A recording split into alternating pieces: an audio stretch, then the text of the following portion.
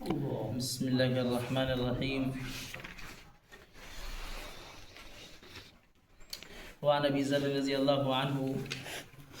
عن النبي صلى الله عليه وسلم قال يصبح على كل سلامة من أحدكم صدقة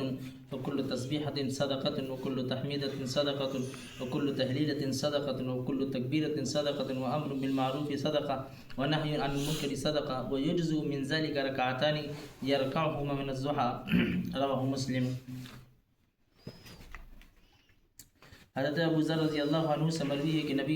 صلی اللہ علیہ وسلم نے فرمایا کہ تم میں سے ہر آدمی کے ذمے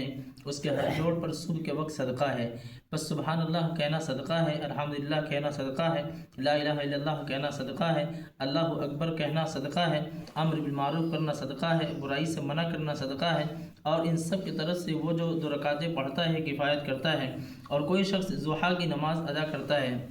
تو وہ کافی ہو جاتی ہیں. کل جو حدیث گزری جس میں اللہ کے نبی صلی اللہ علیہ وسلم کا ارشاد حضرت ابو ہریرہ رضی اللہ عنہ نے بیان کیا تھا کہ اللہ کے نبی صلی اللہ علیہ وسلم نے انہیں 3 باتوں کی وصیت کی تھی، یعنی یہ 3 باتیں ہو سکے تو کرتے رہنا. پہلی بات یہ تھی کہ انہوں نے یہ فرمایا تھا کہ ہر مہینے 3 دن کے روزے رکھنا اور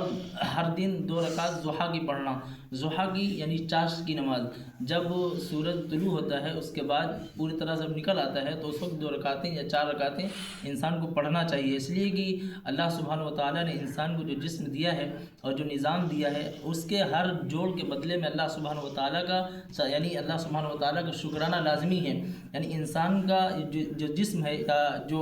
360 جوڑ ہیں یہ اللہ سبحانہ و تعالیٰ کی قدرت کے عظیم الشان شاہکار ہے. یعنی انسان اگر ذرا سا بھی ان جوڑوں کے تعلق سے بیمار ہو جائے یا ان جوڑوں میں تھوڑا سا بال آ جائے تو کتنا پریشان ہوتا ہے، لیکن اللہ سبحانہ و تعالیٰ نے کتنی بہترین انداز میں بہترین ساخت میں ان جوڑوں کو بنایا ہے، اور ہر جوڑ جو کام کرتے ہیں ان پر اللہ سبحانہ و تعالیٰ کے لیے انسان کو چاہیے کہ شکرانہ ادا کرے. تو اللہ کے نبی صلی اللہ علیہ وسلم نے ان کو فرمایا تھا کہ 2 رکعت ضحیٰ کی ضرور پڑھنا. یہاں جو حدیث ہے کہ ہر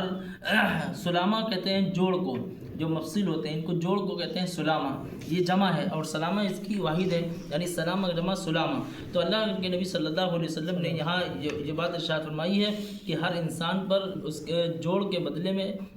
صدقہ کرنا لازمی ہے. یعنی انسان کو چاہیے کہ صدقہ کرے. صدقہ مالی بھی ہوتا ہے اور صدقے کی یہاں شکلیں بھی بتائی گئی، یعنی مال سے ہی صرف صدقہ نہیں ہوتا ہے، کبھی سبحان اللہ کہنا بھی صدقہ ہو جاتا ہے، الحمدللہ کہنا بھی صدقہ ہو جاتا ہے، کسی کو اچھائی کا نیکی کا حکم کرنا یہ بھی صدقہ ہو جاتا ہے، برائی سے منع کرنا یہ بھی صدقہ ہو جاتا ہے، ہر تکبیر صدقہ بن جاتی ہے، اللہ اکبر کہنا. تو اب اللہ کے نبی صلی اللہ علیہ وسلم نے فرمایا کہ اگر انسان یہ ساری چیزیں نہیں کر پائے تو اس کے لیے بہترین صورت یعنی جامع ادائیگی کی سب سے بہترین صورت یہ ہے کہ وہ انسان ضحیٰ کی نماز 2 رکعت پڑھ لے. یعنی کم سے کم 2 رکعت پڑھ لے، 4 پڑھ لے، 6 پڑھ لے، 8 پڑھ لے، جتنا پڑھ لے، اس لیے کہ اللہ کے نبی صلی اللہ علیہ وسلم ضحیٰ کی 4 رکعت بھی پڑھتے تھے اور کبھی کبھی اس کے اوپر بھی پڑھتے تھے. یہ حضرت عائشہ رضی اللہ عنہا کا بیان ہے کہ اللہ کے نبی صلی اللہ علیہ وسلم کا رسول اللہ صلی اللہ علیہ وسلم یصلی الضحیٰ 4 یعنی 4 رکعت پڑھتے تھے، ویزید ماشاء اللہ، اور جتنی اللہ توفیق دیتا تھا اتنی بڑھا بھی دیتے تھے. تو اس کا جو وقت ہوتا ہے وہ سورج کے پوری طور سے نکلنے کے بعد اور ظہر سے پہلے تک رہتا ہے. یعنی انسان اس وقت جس وقت بھی چاہے پڑھ سکتا ہے. یہ نفلی نماز ہے، لیکن اللہ کے نبی صلی اللہ علیہ وسلم کی یعنی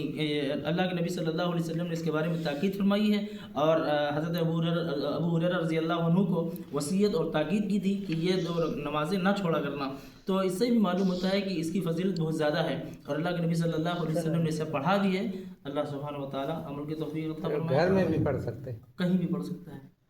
گھر ہو، میدان